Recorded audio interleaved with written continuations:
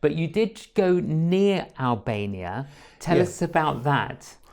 Well, this is going back some years now to when Albania was still a communist country, and we couldn't go into Albania because there was a minefield 12 miles off the coast, according to the chart anyway. We didn't have And what does that mean, Maurice, when you say minefield? Well, apparently they've put mines to stop you going near their coast.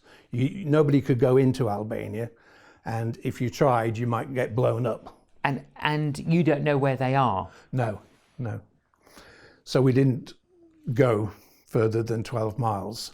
But what we did do is we decided to send the gospel in by balloon, which sounds a bit wacky, but we got all these tracts in Albanian, and we attached them, put them in a plastic container, plastic seal, Trans-World Radio frequency on board on them, fill these balloons up with helium. We had to have massive big gas bottles that we bought in Malta, and filled up thousands of these things and sent the word of God into Albania by balloon, basically. So you basically just found the way. Yes. You couldn't access the actual land, so you thought, well, let's just send them.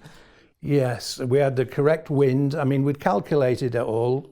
Too much gas in the balloons and they would go too high and burst. Too little and they would fall in the sea. We did a lot of research on it and organised it, and we had the right wind. And we prayed as they went in that our weapons were against principalities and powers and pulling down strongholds. And so we just prayed that somehow the word of God, we were not the only ones. There were missionaries in the country, in the Catholic churches there, but we just prayed that this little contribution would have something to do with it. And we actually found out that the next day was the day that people started running into the embassies, and the country started to open up, actually. Yeah, the next day, the day after you released the balloons. Yes.